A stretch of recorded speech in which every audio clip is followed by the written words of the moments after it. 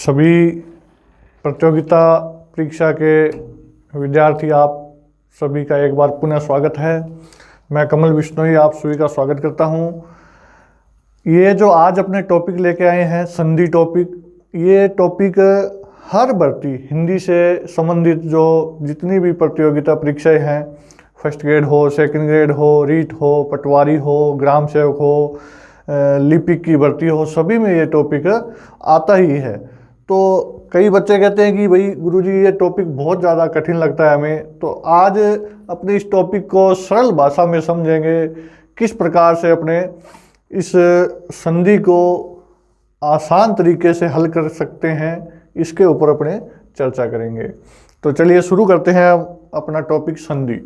संधि का अर्थ होता है, दो शब्दों से मिलकर बना है ये शब्द सम और धी। सम उपसर्ग है, सम उपसर्ग का अर्थ क्या होता है? समान। सम उपसर्ग का क्या अर्थ होता है?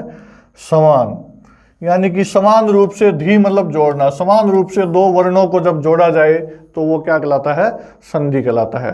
जुड़ते क्या है?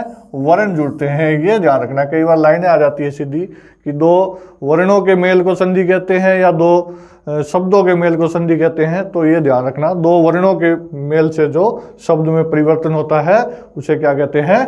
संधि कहते हैं। शब्द किस में होते हैं? समास में होते हैं। दो शब्द जब जुड़ते हैं तो समास कहलाता है, दो वर्ण जब जुड़ते हैं तो वह संधि कहलाता है। सबसे पहले आपको यह जानना जरूरी है संधि सीखने के लिए कि हिंदी में वर्ण कितने होते हैं। हिंदी में कुल कितने वर्ण होते हैं? 44 वर्ण होते हैं, जिसमें से 11 स्वर होते हैं और 33 व्यंजन होते हैं। 11 स्वर कौन से हैं ये आपके सामने लिखे हैं, क्रम से आपको ये ध्यान रखने हैं। ये सारे ही क्या है? 11 स्वर है, क्योंकि वर्ण के भेद है। ये वर्ण के दो भेद होते हैं। ये वर्ण विचार वाली जो क्लास करवाई थी उसमें बताया था मैंने, वर्ण के दो भेद है, स्वर और व्यंजन। स्वर और व्यंजन। स्वर कितने हैं? 11 और व्यंजन कितने हैं? 33। कुल कितने वर्ण है? 44 वर्ण है।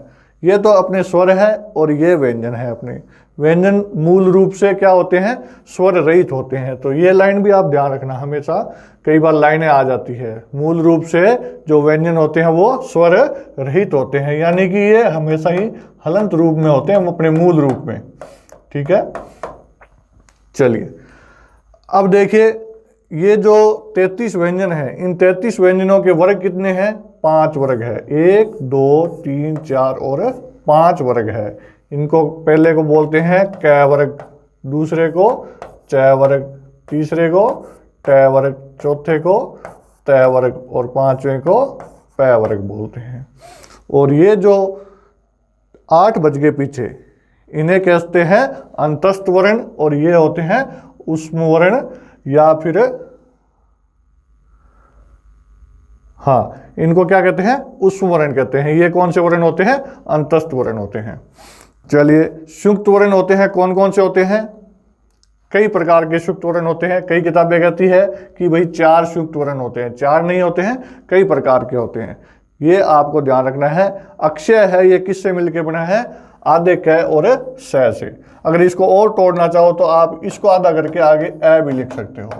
ठीक है, इसी प्रकार जो त्रय है वो किससे मिलकर बना है? आधे तय और रै से। इसको और तोड़ना है तो इसको हलंत करेंगे और आगे ए लिख देंगे। ज्ञ है वो जय और इय से मिलकर बना है, और इय को तोड़ना है तो ए बाहर निकाल लेंगे। जो दे है, ये जो दे होता है, जैसे आपने विद्यालय में लिखते हैं, क्या लिखते हैं? विद्यालय में ऐसे लिखते हैं ना, तो ये जो दे होता है, दे में क्या होता है? आधा दे और यह होता है। यह को हलंत करेंगे तो ए और निकल जाएगा। ये जो दे होता है, जैसे अपने लिखते हैं उद्धार में, उद्धार में लिखते हैं, तो ये जो दे है, ये आधा तो दे है और फिर ध पूरा होता है। ध को अपने तोड़ेंगे तो एक ए और निकल सकता है। इसी प्रकार श्रय होता है। श्रय में ये जो कौन सा स है? तालव्य स है। तालव्य स आधा होता है और रै पूरा होता है। रै को अगर तोड़ना है तो इसमें से ए और निकल सकता है। तो इस प्रकार ये संयुक्त वर्ण होते हैं। ये क्या होता है? ये स है। कौन से वाला स है? ये तालव्य वाला स है। ठीक है, ये और ये दोनों एक जैसे हैं। जैसे अपने लिखते हैं श्रृंगार, क्या लिखते हैं? श्रृंगार। ठीक है, तो इस श्रृंगार को अपने इस प्रकार भी लिख सकते हैं। दोनों ही क्या है, शुद्ध है। तो ये तो एक जानकारी दी मैंने आपको संधि सीखने से पहले। संधि सीखने से पहले ये बहुत जरूरी है वर्ण को जानना, क्योंकि संधि में मेल होता है वो किसका होता है, वर्ण का ही मेल होता है। तो आपको इसके बारे में जानकारी रखनी जरूरी है संधि सीखने के लिए। 44 वर्ण है, इनके बारे में आपको जानना जरूरी है। तो अपने जाना 44 वर्णों को दो प्रकार से बांटा गया है, 11 स्वर है इसमें और 33 व्यंजन है, और कुछ संयुक्त वर्ण है। इनको मैंने आपको बताया है कि ये किससे मिलकर के बने हैं, ये भी आपको नोट करना है। अब अपने चलते हैं संधि के भेदों की तरफ। तो संधि के भेद कितने होते हैं, 3 भेद होते हैं। कौन कौन से, स्वर संधि होती है, व्यंजन संधि होती है और विसर्ग संधि होती है। 3 भेद होते हैं। तो सबसे पहले अपने क्या करेंगे, विसर्ग संधि को अपने पकड़ेंगे, विसर्ग संधि को देखेंगे कि वही विसर्ग संधि क्या चीज है। तो विसर्ग में आपको एक कॉमन बात है विसर्ग संधि में कि जब भी अपने इसको तोड़ेंगे, टुकड़े करेंगे, तो हमेशा ही प्लस के इस तरफ क्या लिखा जाएगा, विसर्ग लिखा जाएगा। हमेशा ही क्या होगा, विसर्ग होगा। इसके प्लस के इधर आपका स्वर भी मिल सकता है, ठीक है आपको, और इधर प्लस के इस तरफ आपको स्वर या व्यंजन दोनों ही मिल सकते हैं, ठीक है। तो ये आपको ध्यान रखना है, यानी कि इस प्लस से पहले आपको हमेशा ही क्या मिलेगा, विसर्ग मिलेगा। ये ध्यान रखना, ये कॉमन बात है एक। चलिए विसर्ग संधि को शुरू करते हैं।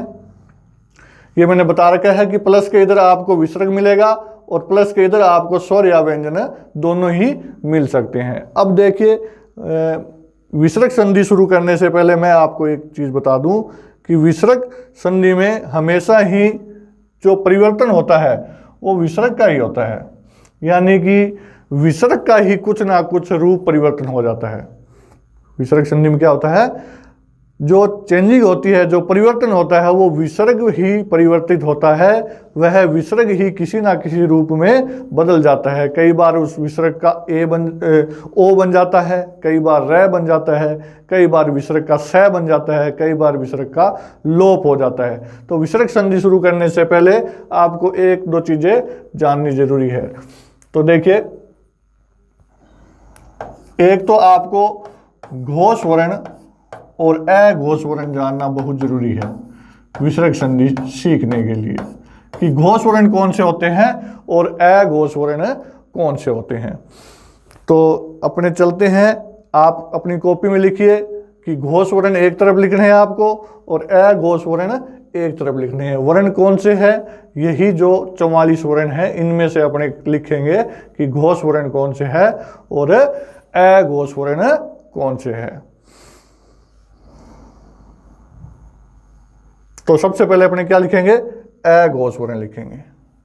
कौन सा लिखेंगे, अघोष वर्ण। तो आप अपनी कॉपी में इसको लिखिए। अघोष वर्ण कौन से होते हैं, पहला दूसरा। वर्ग का मैंने बताया था 5 वर्ग होते हैं, ये वर्ग का पहला दूसरा, हाँ इधर से आएगा, ये 2 लेने हैं अपने, पहला और दूसरा। और ये जो 3 स होते हैं ये, तो टोटल गिनिए आप कितने हो गए अघोष, 2 2 4 2 6 2 8 तो 10 और 3 13। टोटल कितने हैं, 13 क्या है अपने पास, अघोष वर्ण है। ये आपको नोट करने हैं। मैं विसर्ग संधि में बार बार आगे जब नियम बताऊंगा, तरीके बताऊंगा आपको करने के, तो वहां मैं बोलूंगा कि अघोष आए, घोष आए, तो आप तब कंफ्यूज हो जाओगे अगर ये नहीं आपको आएंगे, आप नोट नहीं करोगे कि घोष कौन से होते हैं, अघोष कौन से होते हैं। तो ये आपको सबसे पहले नोट करना है कि अघोष वर्ण कितने होते हैं, 13 होते हैं। ये 13 आपके सामने लिखे हुए हैं, वर्ग का पहला और दूसरा। हाँ, ये जो वर्ग है इसका पहला और दूसरा, और ये जो 3 से है ये अघोष होते हैं। फिर चलते हैं घोष वर्ण की तरफ। चलते हैं घोष वर्ण की तरफ। तो घोष वर्ण में जितने यहां बच गए वो प्लस स्वर, 11 तो कितने हैं, स्वर है। घोष में 11 तो क्या है, स्वर है। स्वर ऊपर लिखे हैं कितने हैं, 11 स्वर है। वो 11 स्वर क्या होते हैं, घोष होते हैं सारी। और फिर ये कितने बच के देखिए भाई, 3 और 3 6, 9 10 11 12 13 14 15 16 17 18 19 और एक 20 व्यंजन बच गए। तो कुल कितने हो गए हैं, ये 20 और 11 31 वर्ण होगी। घोष कितने होते हैं, 31 होते हैं। तो ये भी आपको लिखने हैं कि घोष कौन कौन से होते हैं। मैंने तो यहाँ संख्या लिखी है, आपको ये अलग अलग लिखने हैं कि घोष वर्ण कौन कौन से है। ए घोष 13 ये आपके सामने इधर है, और जो बच गए पीछे वो सभी क्या होते हैं, घोष होते हैं। यानी कि 20 व्यंजन बच गए और 11 स्वर बच गए। कुल 31 जो वर्ण है वो घोष होते हैं। 31 वर्ण क्या होते हैं, घोष होते हैं। और ये जो 13 है वो अघोष होते हैं। टोटल गिनेंगे तो 44 हो जाएंगे। 31 और 13 44 वर्ण हो जाएंगे। तो इसको आपको क्या करना है, नोट करना है। चलिए वापिस अपने चलते हैं संधि की तरफ। हाँ, तो मैं यहाँ आपको बता रहा था कि विसर्ग संधि को अपने किस प्रकार से सीखा जा सकता है। तो यहाँ घोष और अघोष आपने जान लिए कि घोष कौन से होते हैं और अघोष कौन से होते हैं। तो अब जो विसर्ग संधि अपने सीखेंगे, देखिए विसर्ग संधि है, मैंने बताया था प्लस के इधर क्या मिलेगा आपको, हमेशा ही विसर्ग मिलेगा। अब दो चीजें हैं विसर्ग संधि के अंदर। कितनी चीजें हैं, दो चीजें हैं। पूरी इन दो चीजों के अंदर पूरी विसर्ग संधि समाप्त हो जाएगी। ये अगर आपने सीख लिया तो इसका मतलब है कि आधी विसर्ग संधि आपने सीख ली। ये दो ही चीजें आपको सीखनी है। पहली क्या है कि विसर्ग हो और प्लस के इस तरफ क्या आए, घोष वर्ण आए। क्या आए, घोष वर्ण आए। फिर देखो विसर्ग हो प्लस के उधर क्या आए, अघोष वर्ण आए। क्या है, अघोष वर्ण। दो ही चीजें सिखा रहा हूं मैं सबसे पहले आपको कि पहली क्या है, विसर्ग हो और प्लस के उधर क्या आए, घोष वर्ण आए। यहां विसर्ग हो प्लस के उधर क्या आए, अघोष वर्ण आए। बहुत ही सिंपल तरीका सब बता रहा हूं मैं आपको। ये चीजें सीख गए तो विसर्ग संधि कभी भी गलत नहीं होगी। तो देखिए घोष वर्ण आता है, अगर क्या है, घोष वर्ण आता है तो ये विसर्ग है, इसका परिवर्तन जो होगा, मैंने बताया था विसर्ग संधि में हमेशा विसर्ग का ही परिवर्तन होगा। इस विसर्ग का सिर्फ 3 चीजों में ही परिवर्तन होगा। कितनी चीजों में, 3 चीजों में ही परिवर्तन होगा। कब, विसर्ग के प्लस के इस तरफ क्या आए, घोष वर्ण आए। या तो विसर्ग का क्या बन जाता है, ओ बन जाता है, यानी कि ये मात्रा लग जाती है। ओ नहीं बना तो विसर्ग का क्या बन जाता है, आधा रे बन जाता है। क्या बन जाता है, आधा रे बन जाता है। या फिर विसर्ग का क्या हो जाता है, लोप हो जाता है। नोट कर लीजिए आप ये बात। विसर्ग हो और प्लस के उधर क्या हो, घोष वर्ण हो, तो 3 ही चीजें बनती है। इस 3 के अलावा कुछ भी नहीं बनता है विसर्ग का कभी भी। पूरी विसर्ग संधि के अंदर कोई भी उदाहरण उठा करके आप ले आओ चाहे। ये हुई पहली बात, ठीक है। और दूसरी बात यह है कि प्लस के इधर विसर्ग हो, साथ में क्या हो, अघोष वर्ण हो, तो विसर्ग की सिर्फ 2 ही चीजें बनती है। क्या बनती है, 2 ही चीजें बनती है। क्या बनता है, या तो विसर्ग का स बन जाता है। कौन सा स बनता है, तीनों स में से एक स बन जाएगा और आधा बनेगा। दूसरा बता रहा हूं, विसर्ग के बाद में अघोष वर्ण आए तो पहली चीज क्या होगी, विसर्ग का स बन जाएगा, तीनों स में से एक स बन जाएगा। और दूसरा क्या हो जाएगा, विसर्ग ज्यों का त्यों रहता है, ज्यों का त्यों रहता है। बस 50% विसर्ग संधि यहां समाप्त हो जाती है इन 2 ही चीजों में। कितनी, 50% विसर्ग संधि इन 2 चीजों में ही समाप्त हो जाती है। ये मैं गारंटी ले रहा हूं कि विसर्ग का इनके अलावा कुछ भी नहीं बनता है, ठीक है। पहला क्या है, विसर्ग के बाद में घोष वर्ण आए तो ये जो 3 चीजें हैं इसके अलावा कुछ नहीं बनेगी, इसके अलावा कुछ नहीं बनेगी। और यहां दूसरा है, विसर्ग के बाद में अघोष वर्ण आता है तो इन 2 चीजों के अलावा विसर्ग का कुछ नहीं बनेगा। इन दो चीजों के अलावा विसर्ग का कुछ नहीं बनेगा। ये अपने उदाहरण करेंगे तो ये बातें सिद्ध हो जाएगी। आपको इतना ही ध्यान रखना है, घोष और अघोष। ठीक है, चलिए अपने अब इसको नोट कर लेना है आपको। अब चलते हैं अपने वापिस कि देखिए यहां क्या लिखा है, विसर्ग संधि में परिवर्तन विसर्ग में ही होता है। ये मैं बता चुका हूं आपको बात कि विसर्ग संधि में जो परिवर्तन होगा वह किस में होगा, विसर्ग में ही होगा। विसर्ग में होने वाले परिवर्तन, पहला परिवर्तन क्या है, विसर्ग हो प्लस के इधर क्या हो, घोष वर्ण हो।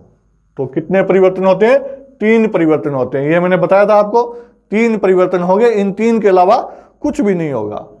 क्या आने पर, घोष आने पर, या तो विसर्ग का आधा रह बनेगा, या विसर्ग का ओ बनेगा, या फिर विसर्ग का क्या हो जाएगा, लोप हो जाएगा।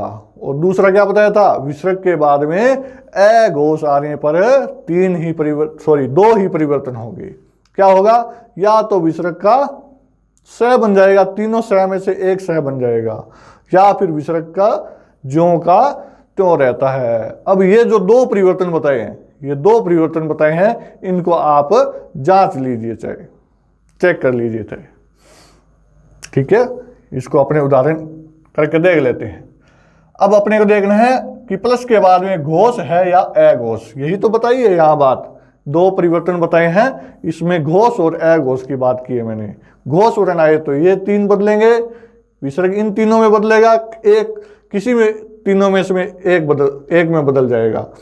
और या फिर अघोष आने पर विसर्ग इन दोनों में से एक में बदल जाएगा।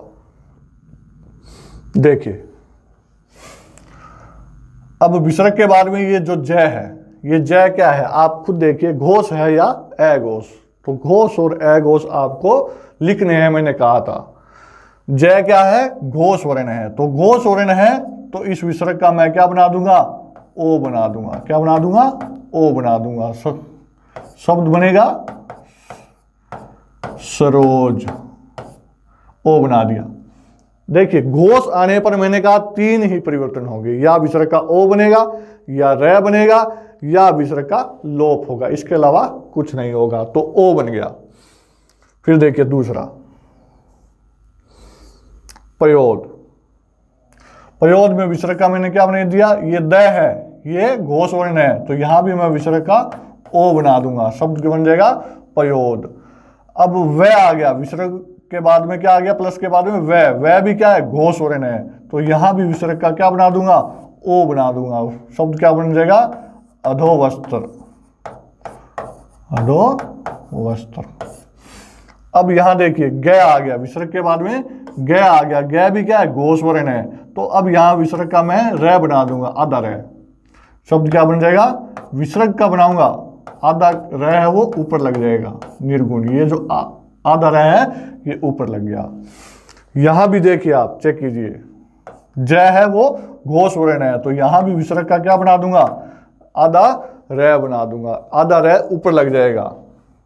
ठीक है, यहां भी देखिए ये भी घोष वर्ण है, ये भी घोष वर्ण है, यहां भी विसर्ग का क्या बना दूंगा, आधा र बना दूंगा। यहां विसर्ग के बाद में घोष वर्ण है, तो यहां विसर्ग का क्या करूंगा मैं, लोप कर दूंगा, लोप कर दूंगा। तो घोष वर्ण आ रहे हैं, सारे घोष वर्ण आ रहे हैं, तो जो 3 चीजें बताई थी उसके अलावा कुछ नहीं हो रहा, विसर्ग का कुछ भी नहीं आएगा उन तीनों के अलावा। अब यहां देखिए आप इस शब्द को देखिए, ये जो क आ गया, विसर्ग के बाद में प्लस के बाद में क आ गया, तो क क्या है, ये अघोष वर्ण है। क्या है, अघोष वर्ण है। तो अब अघोष है तो मैं क्या विसर्ग का ओ बना सकता हूं, नहीं बना सकता मैं। अघोष वर्ण आता है तो आपको सिर्फ 2 ही चीजें करनी पड़ेगी, या तो विसर्ग का स बनेगा, तीनों स में से एक स बन जाएगा, या विसर्ग ज्यों का त्यों रहेगा। तो अगर आप अघोष आने पर ओ बना देते हो तो फिर आपका शब्द क्या हो जाएगा, गलत हो जाएगा। ओ कब बनेगा, जब यहां घोष वर्ण होगा तो ही ओ बनेगा। तो यहां विसर्ग क्या रहेगा, ज्यों का त्यों रहेगा, मन कामना लिखा जाएगा। अब यहां देखिए ये ट है, ये भी ए घोष है, त है, ये भी ए घोष है, क है, ये भी ए घोष है। तो तीनों में क्या है? ए घोष वर्ण है ये। तो ये तीनों ही क्या है? ए घोष वर्ण है। तो ए घोष आने पर दो चीजें बताई थी, क्या क्या? या तो विसर्ग का स बनेगा, तीनों स में से एक स बनेगा, या फिर विसर्ग ज्यों का त्यों, दो ही चीजें होगी। तो यहां विसर्ग का क्या बन जाएगा? स बन जाएगा। यहां ये वाला स बन जाएगा, यहां दंत्य स बन जाएगा। इसको कहते भी लिखना चाहो लिख लीजिए। यहां इसको मूर्धन्य स कहते हैं, इसको क्या कहते हैं? दंत्य स कहते हैं इसे। और यहां विसर्ग का फिर से दंत्य स बन जाएगा। तो स बन गया विसर्ग का, कब? ए घोष आने पर। तो दो चीजों के अलावा कुछ नहीं हो रहा, क्या आने पर? ए घोष वर्ण आने पर। तो यहां देखिए, अब दो ही चीजें बताई मैंने, दोबारा रिपीट कराऊं बात का, कि विसर्ग संधि में घोष और ए घोष, विसर्ग के बाद में घोष और ए घोष देखना है आपको। घोष आए तो विसर्ग तीन चीजों में बदलता है। ये तीन चीजें क्या है? ओ है, रे है, या फिर विसर्ग का लोप है। और ए घोष वर्ण आने पर क्या? ए घोष वर्ण आने पर विसर्ग का दो ही चीजें बनेगी, या तो स बनेगा या फिर विसर्ग ज्यों का त्यों रहेगा। ये तो क्या थी? 50% बातें थी। अब 50% बातें कौन सी है? 50% बातें वो है कि वही ओ कब लगता है, रे कब लगता है, विसर्ग का लोप कब होता है, और जो तीन स बताए हैं मैंने, कौन कौन से तीन स? तालव्य स, मूर्धन्य स और दंत्य स। इन तीनों में से कौन सा स आएगा, ये चीजें तो ये अपने अभी जानेंगे। चलिए, अब घोष वर्ण वाले शब्दों में विसर्ग का परिवर्तन, ये पहली चीज है। ये क्या है? पहली चीज है। पहली चीज में कौन सी सीख रहे हैं अपने? घोष वर्ण वाले। दो चीजें बताई ना, घोष और ए घोष। तो घोष वर्ण वाले में जो तीन परिवर्तन हो रहे थे, ओ, रे और विसर्ग का लोप। ओ कब आएगा, रे कब आएगा, विसर्ग का लोप कब होगा, ये चीजें अपने सीखेंगे। तो यहां ये तो जायज सी बात है, मैंने बता दिया आपको कि प्लस के बाद में घोष वर्ण ही आएगा, और विसर्ग या तो ओ में बदलेगा, या रे में बदलेगा, या फिर विसर्ग का लोप होगा। इन तीनों में से एक होगा। अब देखते हैं अपने कि ओ कब आता है। ये नियम बता रहा है कि ओ कब आता है, विसर्ग की जगह ओ कब लगाया जाता है। तो देखिए, प्लस के इधर दोनों में से एक हो, दोनों स्वरों में से एक स्वर हो, या तो ए हो या फिर आ हो, और सामने घोष वर्ण होगा ही।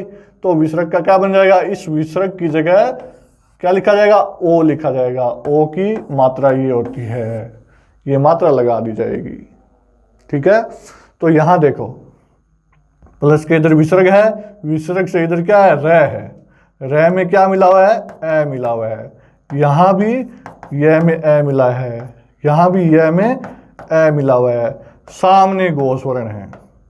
तो रूल कह रहा है भाई कि प्लस के इधर ए हो या आ हो, ए है भाई, तीनों में ए है, घोष वर्ण हो प्लस के उधर, ये भी घोष है, जय घोष है, द घोष है भी घोष है। तो अब विसर्ग की जगह क्या हो जाएगा? ओ बन जाएगा, ओ की मात्रा। तो विसर्ग हट जाएगा, जोड़ेंगे शब्द को तो ये विसर्ग हट जाएगा, ओ की मात्रा लग जाएगी। शब्द क्या बनेगा? पयोद। यहां क्या हो जाएगा? ओ की मात्रा आ जाएगी।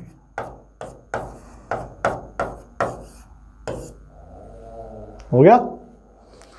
चलिए, यहां तक मैंने बता दिया। इस शब्द को अपने आप कीजिए आप, इस शब्द को भी अपने आप कीजिए आप। चलिए, अब ओ वाली बात होगी कंप्लीट। अब आती है बात रे कब बनता है। तो देखिए, ये जो रे है वो कब बनता है? जब ए और आ से भिन्न हो। क्या हो? प्लस के इधर विसर्ग हो और फिर ए और आ से भिन्न हो। ऊपर वाले में तो क्या था? ए था सभी में, लेकिन यहां क्या है? ई है, क्या है, ई है। और सामने तो घोषवर्ण आएगा ही, तभी तो रह बनेगा। तो ये भी घोष है, ये भी घोष है, ये भी घोष है, और ये भी घोष है।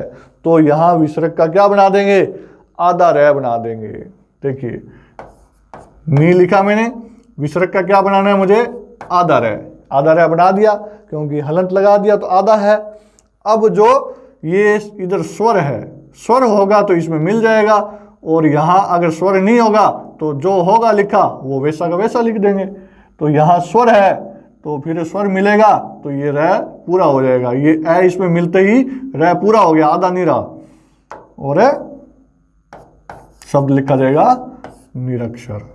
यहां देखिए अब क्या करें, नी लिखा, विसर्ग का क्या बना देना है, रह बना देना है। और आगे स्वर है नहीं, स्वर नहीं है, तो फिर ये रह आधा रहेगा, आधा रहेगा, और शब्द जैसा का तैसा लिखा जाएगा। शब्द क्या बनेगा, निर्दोष। इस प्रकार से आप बनाइए इनको, क्या बनेगा आप चेक कीजिए अपने आप। अब यहां देखिए, यहां नी है, ई है इसके अंदर, और आगे क्या है, घोष वर्ण है, क्योंकि स्वर है और सारे स्वर घोष होते हैं। तो विसर्ग का क्या बना दूं, रह बना दूं, आधा रह। आगे ए है तो ये ए इस रह में मिलेगा, तो रह क्या हो जाएगा, पूरा हो जाएगा, और शब्द क्या लिखा जाएगा,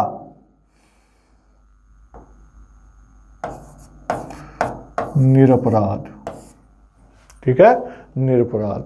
यहां एक चीज और बता दूं मैं आपको, शब्द शुद्धि का ध्यान रखना।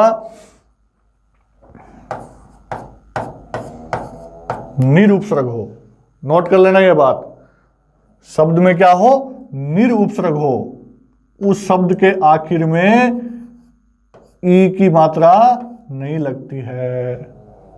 अगर ऐसा लगाया हुआ है तो वो शब्द अशुद्ध है। ठीक है, ये ध्यान रख लेना। जैसे मैंने क्या कर दिया, निरपराध, इस समय कौन सा उपसर्ग है, उपसर्ग कराऊंगा तब बताऊंगा कौन सा उपसर्ग है, निरुपसर्ग है। और अगर मैंने इसको ऐसे कर दिया, बड़ी की मात्रा लास्ट में लगा दी, अब ये शब्द क्या हो गया, अशुद्ध शब्द हो गया। तो शब्द शुद्धि में इस चीज को नोट कर लेना कि किसी शब्द में निरुपसर्ग हो, नोट कर लो, इस लाइन को लिख लो, किसी शब्द में निरुपसर्ग हो तो उसके आखिर में अगर बड़ी की मात्रा लगी हो तो वो शब्द अशुद्ध है। ठीक है, वो शब्द क्या है, अशुद्ध है, ध्यान रखना। तो निरपराध लिखा जाएगा, निरपराधी नहीं होगा। जैसे यहां भी देखो, नी है, नी लिखा क्योंकि ई है, यहां ई है और सामने घोष वर्ण है, तो रह आधा बन जाएगा, इस विसर्ग का रह बन गया आधा। अब आ की मात्रा किस में जुड़ेगी, इस रह में जुड़ेगी, तो रह क्या हो जाएगा, पूरा हो जाएगा। आ की मात्रा जोड़ दी और पीछे शब्द बच गया कांक्षा। शब्द क्या लिखा गया, निराकांक्षा। ठीक है, निराकांक्षा। अब देखिए यहां भी निरुपसर्ग है, यहां भी निरुपसर्ग है, और आखिर में आपने बड़ी की मात्रा लगा दी इस शब्द पे, निराकांक्षा की जगह है निराकांक्षी लिख दिया, तो ये शब्द अशुद्ध है। ये शब्द क्या है, अशुद्ध है, निराकांक्षी नहीं होता, निराकांक्षा। चलिए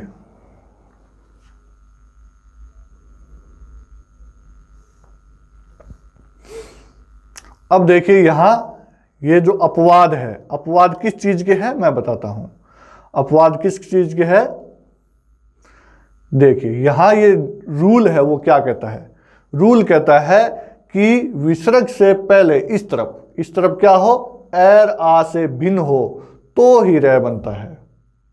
ए और आ से भिन्न हो तो ही रह बनता है, उधर तो घोष होगा ही होगा। यहां देखो एर आ से भिन्न है, ई है सभी में, और ए और आ हो तो फिर ओ बन जाता है। ये पहला रूल ये कहता है कि एर आ हो तो ओ बन जाता है। और दूसरा रूल कहता है ए और आ नहीं हो, भिन्न हो, तो विसर्ग का रह बन जाता है। रह बनता है ना, तो रूल कहता है कि एर आ से भिन्न होना चाहिए तो रह बनेगा, ये रूल कहता है। और अपवाद जो होते हैं वो कहते हैं हम रूल को मानते नहीं है। ये कहते हैं कौन कौन से उपसर्ग, ये दो उपसर्ग है, अंतः और पुनः, इसका ध्यान रखना भाई।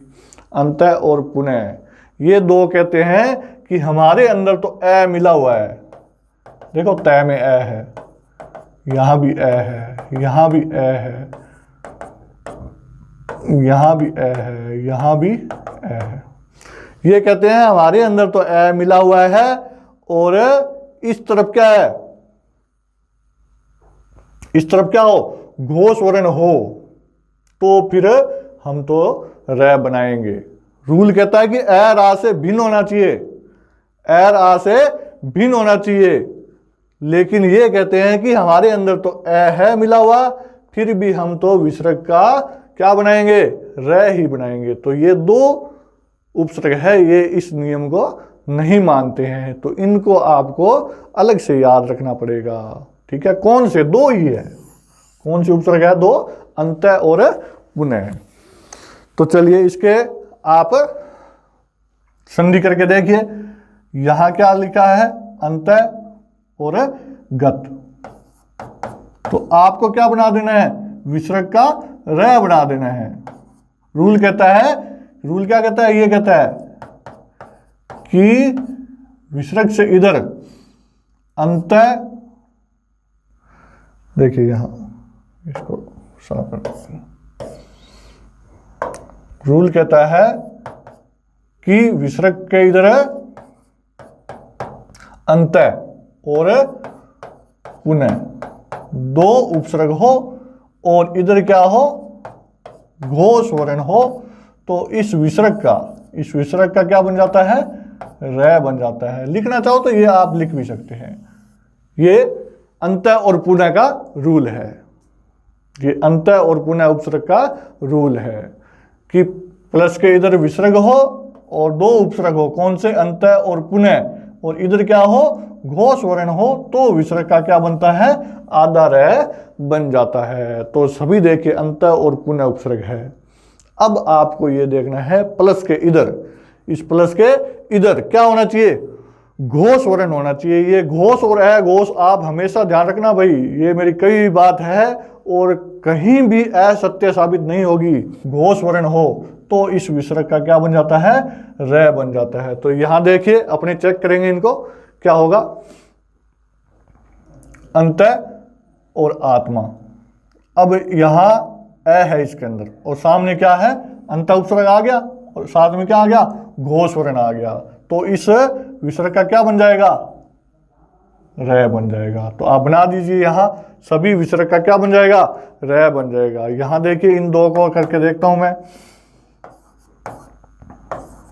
पुनः, तो पुनः आ गया, प्लस के इधर क्या है, ये क्या है, घोष वर्ण है, तो घोष वर्ण है तो इस विसर्ग का क्या बना दूं मैं, रै बना दूंगा, आधा आधा रै बनाऊंगा, तो फिर ये जो ई है ये इस रै में मिलेगी, तो रै क्या हो जाएगा, पूरा हो जाएगा, बड़ी ई की मात्रा लग जाएगी और शब्द क्या बनेगा, पुनरीक्ष। इसी प्रकार यहां पुनः लिखा और विसर्ग तो हट गया, विसर्ग की जगह क्या लिखा जाएगा, रै बनेगा, विसर्ग का क्या बनेगा, रै बनेगा, तो रै बना दिया मैंने। अब देखो यहां स्वर है, यहां क्या है, स्वर है, तो यहां स्वर होगा तो वो इस रै में मिल जाएगा, तो यहां रै लिखा, ये ए आकर के इस रै में मिल गया तो रै पूरा लिखा जाएगा, पीछे जो बच गया वह लिख देना है।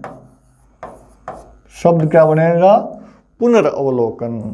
तो इसमें भी शब्द शुद्धि में आप ध्यान रखना, कई बार पुनरावलोकन लिख करके दे देता है, तो पुनरावलोकन नहीं होगा क्योंकि यहाँ आ नहीं है, यहाँ ए ही है, तो ए है तो रै में ए ही मिलेगा। ठीक है, बाकी ये जो उदाहरण है ये आप करके देखिए।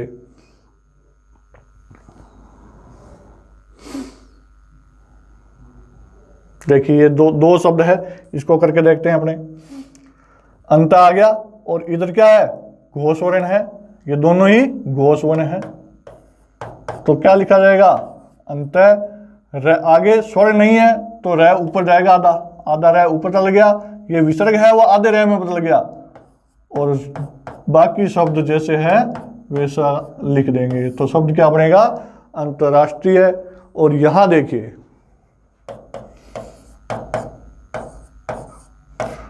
अंत आया और उसके बाद में क्या आया? हाँ, ये टुकड़ा किया हुआ है, अपने को जोड़ना है।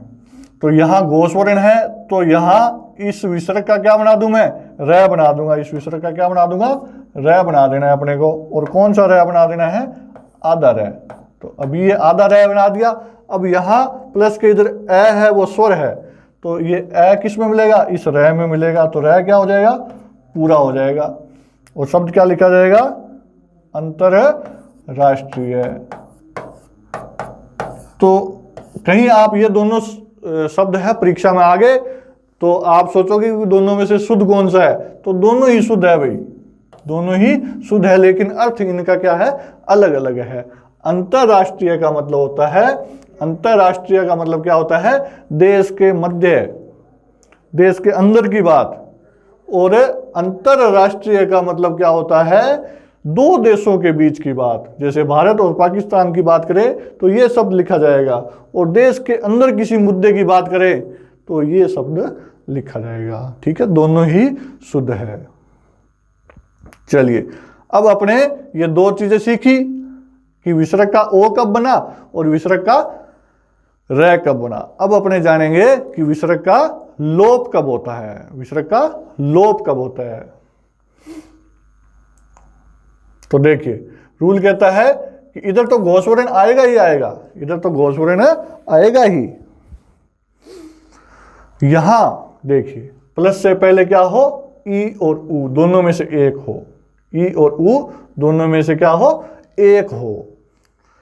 तो कहता है इसमें विसर्ग का लोप होता है, तो ई और ऊ, दीर्घ ई और ऊ में यानी कि बड़ी बन जाती है और बड़ा ऊ बन जाता है। उपसर्ग का ये क्या है? विशेष नियम है, इसमें मैं बताऊंगा विशेष कैसे है। तो यहां पहले अपने उदाहरण करके देखते हैं। जैसा नियम कहता है वैसा ही अपने को इसका बनाना है। देखिए, यहां क्या है? ई है, यहां क्या है? ई है, और सामने क्या है? घोषवर्ण है। आप इसको इस प्रकार भी लिख सकते हो, यहां ज्यादातर र ही मिलेगा आपको। यहां इस नियम में क्या मिलेगा आपको? र ही मिलेगा। इस नियम को आप इस प्रकार भी लिख सकते हो, ई और ऊ हो, विसर्ग हो, और इधर क्या हो? र हो, इधर क्या हो? र हो। तो इस विसर्ग का क्या हो जाता है? लोप हो जाता है। इस विसर्ग का क्या हो जाता है? लोप हो जाता है। और ये जो ई और ऊ है ये दोनों ही क्या हो जाते हैं? दीर्घ हो जाते हैं। तो इस प्रकार से भी आप इस नियम को लिख सकते हैं। लिखना चाहो तो आप लिख लीजिए। ठीक है, तो देखिए यहां ई है, देखिए ई रहा, प्लस के इधर र है, ये रहा र। तो रूल क्या कहता है कि ये जो ई और ऊ है ये बड़ी मात्रा में बदल जाएंगे। तो न में छोटी है तो इसका क्या बन जाएगा? बड़ी मात्रा बन जाएगी। और विसर्ग का क्या हो जाएगा? लोप हो जाएगा, हटा देंगे विसर्ग को। शब्द क्या लिखा जाएगा? निरोग। ठीक है, इसी प्रकार ये लिखा जाएगा। ये शब्द ऐसे लिखते हैं, निरंतर, इस प्रकार से। ये गलत लिखा हुआ है। ठीक है, र ढ है वो आधा आता है हमेशा। चलिए इसको करते हैं। तो यहाँ ई है और सामने र है, तो ई छोटी है तो वो तो क्या हो जाएगी? बड़ी हो जाएगी। और र का क्या हो जाएगा? लोप हो जाएगा। इसी प्रकार आप ये शब्द बनाइए। ठीक है, यहां अब एक चीज का आपको ध्यान रखना है। यहां मैं नोट डाल के लिख रहा हूं बात, आप इस बात को लिखनी है। आपको क्या लिखना है कि शब्द आ जाए जैसे नीरज, ठीक है, नीरद, नीरधि, ऐसे शब्द आ जाए, ऐसे शब्द आ जाए। तो इन शब्दों में देखिए, अब ये जो शब्द है जैसे निरोग आ गया, जैसे नीरस आ गया, तो ये तो शब्द अपने पास जोड़ा हुआ है, इसको इस रूल के तहत तोड़ सकते हैं। इस रूल के तहत इस शब्द को तोड़ सकते हैं। क्यों? रूल क्या आता है कि ये जो बड़ी मात्रा है इसको तो वापस किस में ले जाओ, छोटी में ले जाओ, और विसर्ग का लोप हुआ था उसको वापस ले आओ विसर्ग को, और आगे जो रह है उसको लिख दो। तो टूट गया शब्द। टूटने को ये भी टूट सकता है कि देखिए न में बड़ी की मात्रा है इसको छोटी बना दो, और विसर्ग का लोप हुआ था इसको वापस ले आओ, और आगे जो रह है उसको लिख दो, तो नीरज बन गया, टूट गया। लेकिन यहां देखिए फर्क क्या है। यहां फर्क ये है, इस शब्द का अर्थ समझना पड़ेगा आपको, इन शब्दों का अर्थ समझना पड़ेगा। अर्थ क्या कहता है? अर्थ कहता है कि वही नीरस, बिना रस का, नी मतलब बिना, नी मतलब बिना, उपसर्ग का अर्थ है बिना रस का, उसे क्या कहते हैं? नीरस कहते हैं। तो कोई दिक्कत नहीं है, कोई दिक्कत नहीं है। यहां देखिए नीरज, नीरज, रज मतलब क्या होता है? मिट्टी। तो बिना मिट्टी का होता है उसे नीरज नहीं कहते हैं। नीरज किसे कहते हैं? जो नीर में जन्म लेता है। जय मतलब जन्म लेना। जो पानी में, नीर मतलब क्या होता है? पानी। तो पानी में जो जन्म लेता है उसे नीरज कहते हैं, ना कि बिना मिट्टी का जो होता है उसे नीरज कहते हैं। तो देखिए यहां शब्द अर्थ है वो भिन्न हो जाता है शब्द का। तो इन शब्दों में मूल शब्द क्या है? नीर है। मूल शब्द क्या है? नीर है। नीर का मतलब क्या है? पानी है। नीर में जन्म लेने वाला कमल का फूल कहलाता है नीरज। नीर को देने वाला, पानी को देने वाला बादल कहलाता है। नीर को धारण करने वाला, दया मतलब धारण करने वाला, समुद्र कहलाता है। तो यहां गांठ बांध लीजिए, जिस शब्द में, जो बात नोट करने की है वो बता रहा हूं, जिस शब्द में नीर का अर्थ पानी निकले, जिस शब्द में नीर का अर्थ क्या निकले? पानी निकले, उस शब्द में संधि नहीं होती है। क्या बोला मैंने? वो इसी शब्द, ऐसे शब्द देकर के फंसाता है। जिस शब्द में नीर का अर्थ पानी निकले, उस शब्द में संधि नहीं होती और उपसर्ग नहीं होता। ये दो चीजें लिख लेना। और एक बात और बता दूं मैं यहां आपको, ये जो नियम है बहुत इंपॉर्टेंट नियम है। इसमें आपको क्या करना है, जैसे शब्द आ गया निर्धन, क्या आ गया? निर्धन।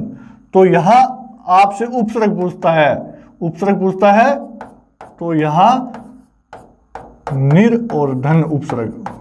उपसर्ग में अलग अलग नियम है, आप संधि में मत कर देना। ये संधि में तो विसर्ग लगानी है, उपसर्ग जब करवाऊंगा तब समझाऊंगा मैं आपको। तो निर और धन लिखा जाएगा उपसर्ग में। लेकिन ये जो शब्द आ गया जैसे निरोग, तो यहां आपको जो मूल कंडीशन है संधि की, नी विसर्ग करना पड़ेगा। संधि तोड़ेंगे तो अपने, इसको तोड़ेंगे तो बड़ी मात्रा है, इसको छोटी में लानी पड़ेगी। जो विसर्ग का लोप हो रहा है उस विसर्ग को वापस लाना पड़ेगा और ऐसा लिखना पड़ेगा। अब जो चीज मैं कहना चाहता हूं वो ये बात है कि इस नियम के जितने भी शब्द है, इस नियम के जितने भी शब्द है, उसमें अगर आपसे उपसर्ग पूछे, उसमें आपसे उपसर्ग पूछे तो आपको विसर्ग लगा करके बतानी है, विसर्ग लगा करके बतानी है। और ऐसे शब्द हो जिसमें विसर्ग का रे बन रहा था, ऐसे शब्द हो जिसमें विसर्ग का क्या बन रहा था? रे बन रहा था। जो ऊपर वाला नियम था जो थोड़ी देर पहले बताया था मैंने, रे वाला नियम। ऐसे शब्दों में आपको उपसर्ग पूछे तो निर बताना है। यह भी मान्य माना जाएगा और विसर्ग भी मान्य माना जाएगा। इसमें तो मान्य कितने माने जाएंगे? 2 माने जाएंगे। यह भी सही है और यह भी सही है। लेकिन इस नियम में आपको एक ही मान्य मानना है, दूसरा नहीं। यानी कि निरोग में आप ये मत कर देना निर और रोग, यहां गलत हो जाएगा। क्यों गलत होगा ये भी आपको बता दूं। क्योंकि इस शब्द में विसर्ग का रे बन रहा था, इस शब्द में विसर्ग का रे बन रहा था, इसलिए अपने विसर्ग की जगह वापस रे ले आए। तोड़ा तो विसर्ग का क्या बन रहा था, रै बन रहा था। तो यहां मैंने विसर्ग लिखी है और यहां रै लिखा है, लेकिन यहां तो विसर्ग का रै बन ही नहीं रहा है, यहां तो विसर्ग का लोप हो रहा है। यहां तो विसर्ग का क्या हो रहा है, लोप हो रहा है। तो रै कहां से लेके आओगे आप, यहां ला सकते हो आप, विसर्ग नहीं लिखा और रै लिख दिया, क्योंकि विसर्ग का ही तो रै बन रहा है। लेकिन यहां विसर्ग का रै नहीं बन रहा है, यहां विसर्ग का क्या हो रहा है, लोप हो रहा है। देखो जैसे ये देखो नीरो, नीरो में न में बड़ी की मात्रा लिखी जा रही है और ये विसर्ग है, ये लोप हो रहा है इसका। तो लोप हो रहा है तो आप रै कहां से लेके आओगे। तो इस रूल के जितने भी शब्द है उसमें आपको क्या करना है, उपसर्ग पूछे तो क्या पूछे, उपसर्ग पूछे तो आपको विसर्ग लगा करके बतानी है, लगा करके बतानी है। वापिस कह रहा हूं मैं, वो अगर आप नहीं बताओगे, आपको सबसे पहले वो ऐसे शब्द देगा तो यही उपसर्ग देगा आपको। नीरों में नीर और रव, ये उपसर्ग है, ये गलत है, ऐसा नहीं होगा। उपसर्ग क्या बताना है, विसर्ग लगा करके बतानी है, ऐसा, ये उपसर्ग है जी, ऐसा बताना है। चलिए समझ में आ गई होगी बात। चलिए आगे वाला देखते हैं क्या है उसमें। अब ये तो विसर्ग का लोप वाला नियम, अब एक लोप वाला और है, वो कौन सा है, ये वाला नियम, ये वाला कि दोनों तरफ क्या हो, स्वर हो, दोनों तरफ क्या हो, स्वर हो। विसर्ग से पहले भी स्वर हो और बाद में भी स्वर हो तो विसर्ग का क्या हो जाता है, लोप हो जाता है। तो देखो तय में क्या मिला है, ए मिला हुआ है और आगे घोष वर्ण है। यहां स है, स में क्या मिला है, ए मिला हुआ है और आगे क्या है, घोष वर्ण है। तो यहां भी क्या है, ए मिला हुआ है, यहां भी घोष वर्ण है। तो दोनों तरफ क्या है, स्वर है, दोनों तरफ, यहां भी स्वर है और यहां भी स्वर है। तो दोनों तरफ स्वर होगा तो विसर्ग का लोप हो जाएगा, बाकी कुछ नहीं होगा। तो आपको क्या लिखना पड़ेगा, यस इच्छा, ठीक है। तो यहां भी क्या होगा, मन, यहां स्वर है, यहां भी स्वर है, तो आपको क्या करना पड़ेगा, विसर्ग को हटा देना है और कुछ नहीं करना। मन उच्छेद लिखा जाएगा, क्या लिखा जाएगा, मन उच्छेद, मनोच्छेद मत कर देना, गलत हो जाएगा, मन उच्छेद लिखा जाएगा। अब आ गया मन ओज। अब देखिए आप, यहां ए है इसके अंदर, यहां आगे ओ आ गया, तो यहां भी स्वर है, यहां भी स्वर है। तो रूल कहता है कि इसको क्या करो, विसर्ग का लोप कर दो और शब्द लिख दो मन ओज, लिख दिया। अब यहां मैं एक शब्द और लिख रहा हूं, ये लिख दिया। अब यहां कौन सा रूल लगेगा भाई बताओ, अपना दिमाग लड़ाओ आप, कौन सा रूल लगेगा। जो मैंने पहला रूल बताया था, ओ वाला रूल, जिसमें विसर्ग का ओ बन रहा था, वो कौन सा है, वो रूल ये है कि विसर्ग से पहले ए या आ हो, तो यहां ए है और प्लस के बाद में क्या हो, घोष वर्ण हो, तो विसर्ग का क्या बन जाता है, ओ बन जाता है। चेक कर लीजिए आप उस रूल को, इस शब्द में ये रूल लगेगा। तो विसर्ग की जगह क्या लिखा जाएगा, ओ की मात्रा, जय, इसका अलग अर्थ है, इसका अलग अर्थ है। मन ओज, मन में ओजस्वी भावना, वीरता की भावना, वो कहलाता है मन ओज। और मनोज, मन और जय, मन में जन्म लेने वाला, जय मतलब जन्म लेने वाला, तो मन में जन्म लेने वाला मनोज कहलाता है। ये इसका किसका पर्यायवाची है, ये कामदेव का पर्यायवाची है, ठीक है, ध्यान रखना इस चीज का।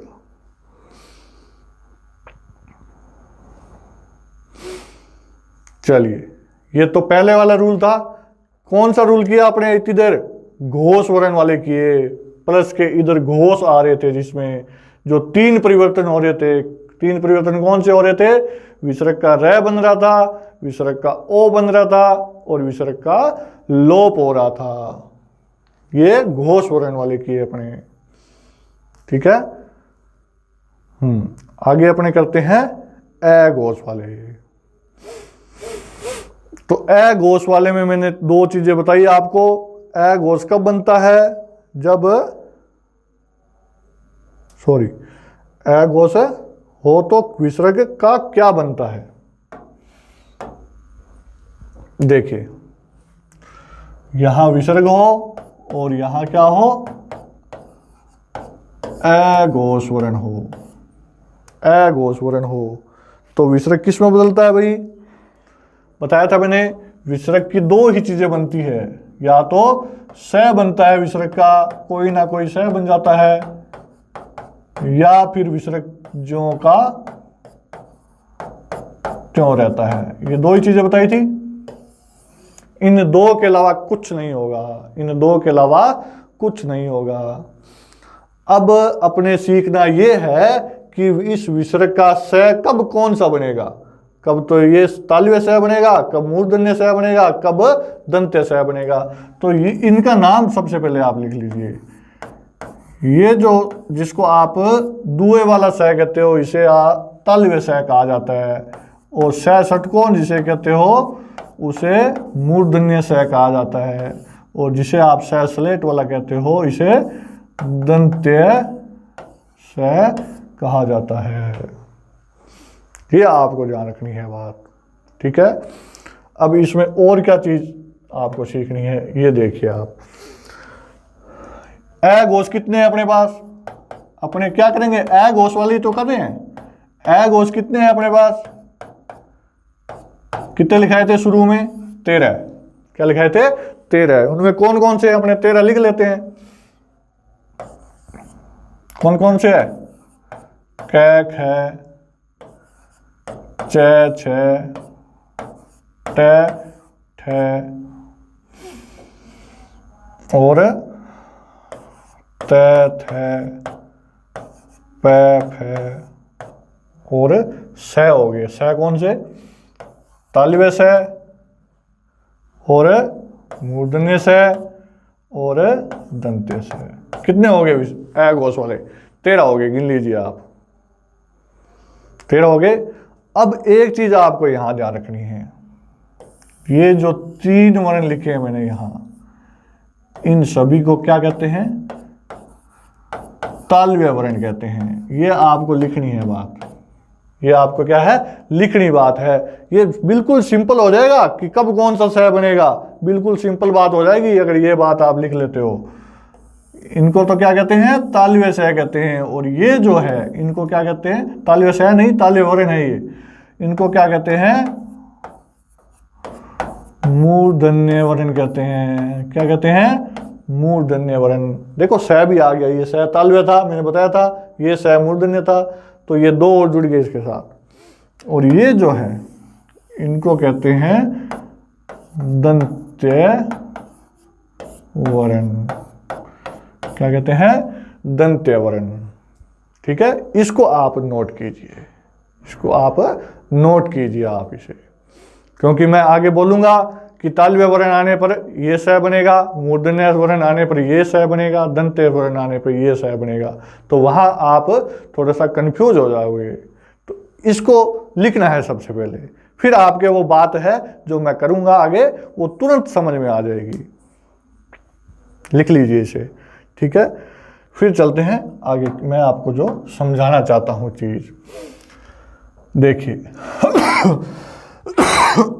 सॉरी, विसर्ग हो, विसर्ग से इधर कुछ भी हो अपने कोई लेना देना नहीं, स्वर हो चाहे कुछ भी हो, कोई सा भी स्वर हो चाहे, और विसर्ग हो प्लस के इधर, इधर क्या हो?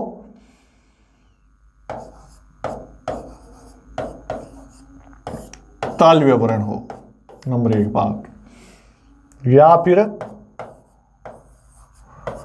मूर्धन्य वर्ण हो।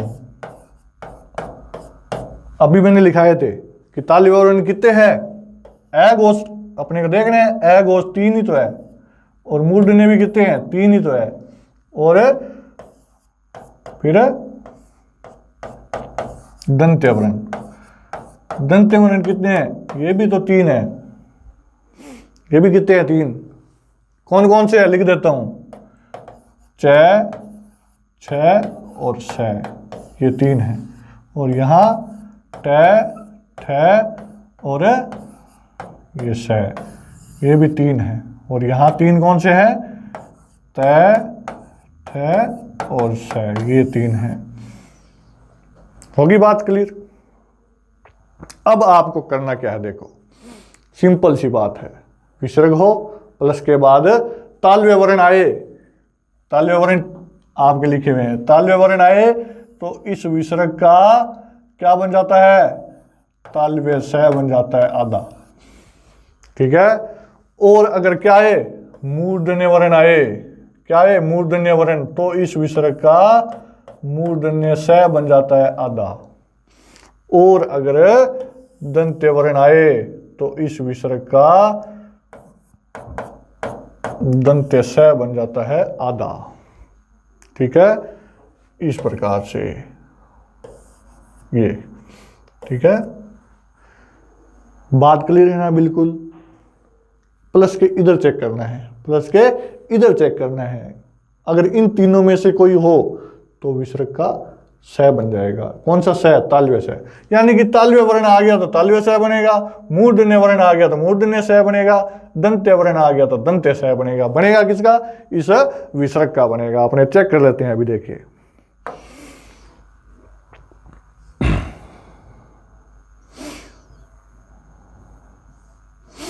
हाँ, ये चीजें वही लिखी है जो अभी मैंने आपको समझाई है, ठीक है। इन्हें आप देख लेना आराम से। अपने उदाहरण देखते हैं। उदाहरण देखिए, आपको प्लस के इधर देखना है कि कौन सा वर्ण है, तालव्य है, दंत्य है, मूर्धन्य है। चेक कीजिए आप इन चारों उदाहरणों में कौन सा वर्ण है। ये तय क्या है भाई? दंत्य है। ट क्या है? तालव्य है। च क्या है? तालव्य है। तालव्य वर्ण है ना ये वाले। अब विसर्ग कौन से स में बदलेगा?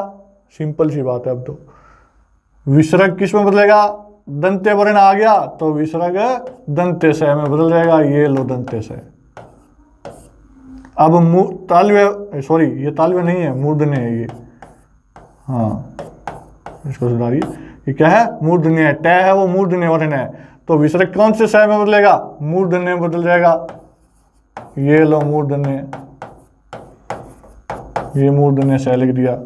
अब च है वो तालव्य वर्ण है, तो विसर्ग कौन से स में बदलेगा? तालव्य स में। ये लो तालव्य स। सिंपल सी बात। यहां कौन सा है? दंत्य स है। यहाँ दंत्य वर्ण है, अपने को वर्ण देखना है, स हो कुछ भी हो। यहाँ वर्ण कौन सा है? दंत्य है, तो विसर्ग दंत्य स में बदल जाएगा। विसर्ग का क्या बना दो? दंत्य स। आधा बनाना है, ये देखो विसर्ग का दंत्य स बना दिया आधा। सामने जो हो वो लिख दो, चाहे स हो चाहे कुछ भी हो। ये लो, क्लियर है? अब देखिए यहां एक शब्द है, ये बीच में आ गया, इसको समझा देता हूं। शब्द क्या है? कि दुशासन। ये जो स है, कौन सा स है? तालव्य है। यानी कि अपने को वर्ण देखना है, कौन सा वर्ण है? ये तालव्य वर्ण है। तो विसर्ग के बाद में तालव्य वर्ण आ गया, तो ये जो विसर्ग है वो किस में बदलेगा? बताओ भाई। तालव्य स में और आधे स में। ये आधा स लिख दिया मैंने, सामने जो है वो लिख दो। ये लिख दिया दुशासन। दुशासन का मतलब बुरा शासन। लेकिन शब्द आ गया कुशासन। क्या आ गया? कुशासन। तो यहां इस शब्द में क्या है? ये बहुत इंपॉर्टेंट शब्द है। कुशासन का विच्छेद क्या होगा? कु और शासन नहीं लिखा जाएगा। संधि कौन सी होगी? दीर्घ संधि होगी। कुश और आसन। कुश का मतलब क्या होता है? कुश एक घास है। कुश नामक की एक घास होती है जो वैदिक काल में जो गुरु के पास गुरुकुल में शिक्षा लेने जाते थे बच्चे, तो जब गुरु अपनी शिक्षा प्रारंभ करते थे तो हवन करते थे, मंत्रोच्चार करते थे। तो कुश नामक घास होती थी, उसके ऊपर बैठ कर करके वो मंत्रोच्चार किया जाता था। और जो कुश घास होती है वो ऐसी कठिन जगह होती है, वो होती है जहाँ शेरनी अपने बच्चों को, कहते हैं, ये कहने की बातें हैं, मालूम नहीं सही है या गलत, कि पुराने ग्रंथों में लिखी हुई बात है कि जो शेरनी होती है वो कुश नामक घास पर अपने बच्चों को जन्म देती है। लिखी हुई बातें हैं, कुश नामक घास पर अपनी बच्चों को कौन जन्म देती है? शेरनी जन्म देती है। तो जो शिष्य गुरु के लिए कुश नामक घास लेकर के आता था, उसे वो गुरु क्या कहते थे? कुशल कहते थे। कुशल शब्द भी इसी शब्द से बना है, ठीक है। तो कुश का आसन यानी कि कुश नामक घास का आसन कुशासन कहलाता है। और संधि कौन सी है? दीर्घ संधि है, ध्यान रखना, ठीक है। और दुशासन का मतलब होता है बुरा शासन, दुशासन का मतलब बुरा शासन होता है। तो यहां देखिए, अब इनको भी आप कीजिए। यहां विसर्ग का दंत्य से सामने है तो विसर्ग का एक दंत्य से और लिखा जाएगा, जैसे नी, और दंत्य से बना दो संदेह है। यहां एक चीज और स्पष्ट कर दूं मैं आपको, जहां दो से एक साथ आ जाए, एक आधा एक पूरा, किस संधि में? विसर्ग संधि में, तो उस शब्द को आप विसर्ग के तौर पे विसर्ग ज्यों का त्यों रख के भी लिख सकते हो, शुद्ध माना जाएगा। कब? जब एक से आधा हो, दोनों से एक जैसे हो, एक से आधा हो, एक पूरा हो। तो जो आधा है उसे आप विसर्ग के रूप में भी लिख सकते हो, यानी कि ये भी शुद्ध है और ये भी शुद्ध है, ठीक है। चलिए आगे चलते हैं। अब अपने 9 जो ए घोष है, ऊपर मैंने लिखा था 3-3, तालव्य 3, मूर्धन्य 3 वर्ण और दंत्य 3 वर्ण, 9 ए घोष वाले कर चुके हैं। पीछे 4 बचते हैं, वो 4 ये है। इनका कब क्या होता है देखिए भाई। रूल कहता है कि विसर्ग से पहले क्या हो? ए और आ हो, और सामने ये 4 हो, कैक है, पैप है, तो इस विसर्ग का क्या बन जाता है? दंत्य स बन जाता है, दंत्य स बन जाता है। और इसी का दूसरा रूल है, ए और आ नहीं हो, उससे भिन्न हो दूसरा, और इनके सामने हो, तो विसर्ग का मूर्धन्य स बन जाता है। आपको ध्यान रखना है ए और आ का। अगर ए और आ हो और इनके साथ हो तो इस विसर्ग का दंत्य स बन जाता है, और ए और आ से भिन्न हो और विसर्ग के साथ ये हो तो फिर विसर्ग का मूर्धन्य स बन जाता है। अभी अपने उदाहरण करके देखते हैं। इधर तो कै और कै आ रहे हैं, कै, ख, पैप है, इनमें चारों में से कोई भी आए, इन चारों में से कोई भी आए, कै, ख, पैप है। चेक करना है कि यहां क्या है। यहां अगर ए और आ है तो कौन सा स बनेगा? दंत्य स बनेगा। यहां कौन सा स बनेगा? दंत्य स बनेगा। देखो ए है इसके अंदर भी, इसके अंदर भी ए है, तो कौन सा स बनेगा? दंत्य स बनेगा, ठीक है। यहां आ गया, देखो आ गया, सामने कैक है, पैप है, इन चारों में कोई भी हो, कौन सा स बनेगा? दंत्य स। ये देखो दंत्य स बन रहा है, ठीक है। दूसरा वाला देखते हैं, एर आ से भिन्न हो। ये देखो एर आ से भिन्न हो तो मूर्धन्य, ऐसे लिखा जाएगा, तो मूर्धन्य स बन जाता है। देखो यहां कैक है, पैप है तो है ही, यहां ऊ है, यहां ई है, यहां भी ई है, यहां भी ई है। एर आ से भिन्न है तो यहां कौन सा स बनेगा? मूर्धन्य स।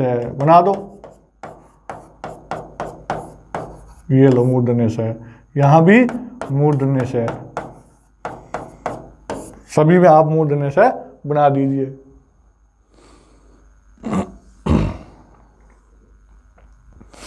यहां एक चीज का ध्यान रखना कि निष्ठुर शब्द है, ठीक है, नी प्लस स्थूर, ये इसका विच्छेद होता है, और ये व्यंजन संधि के एक रूल होता है, उसके अंतर्गत आता है, ठीक है। ऐसे मत बता देना कि रूल तो देखो लग रहा है, देखो नी विसर्ग प्लस ठुर, तो ठ क्या है? ये मूर्धन्य वर्ण है, मूर्धन्य वर्ण है तो अपने रूल है कि विसर्ग के बाद में मूर्धन्य वर्ण आए तो विसर्ग का मूर्धन्य से बना दो, मूर्धन्य से बन गया, सही है।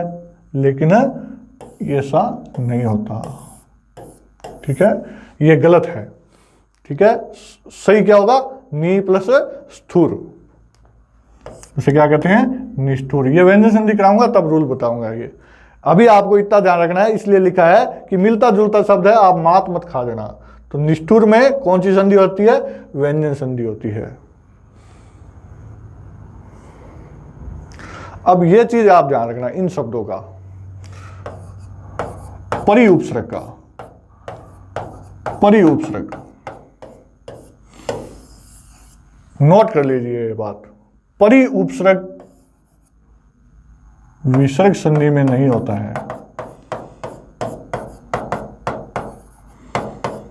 विसर्ग संधि नहीं होगी। जैसे रूल तो लग रहा है, देखो रूल अभी मैंने बताया था, इससे पहले वाला रूल था, देखो विसर्ग हो उसके साथ में कै ख पै फै हो और यहां ए रा से भिन्न हो, ए रा से भिन्न देखो ई है, तो रूल क्या कहता है कि इस विसर्ग का मूर्धन्य से बना दो, तो मूर्धन्य से बन भी जाता है, ये लो बन भी गया, लेकिन गलत है, लेकिन गलत है। ध्यान रखना भाई, नोट कर लेना इस बात को।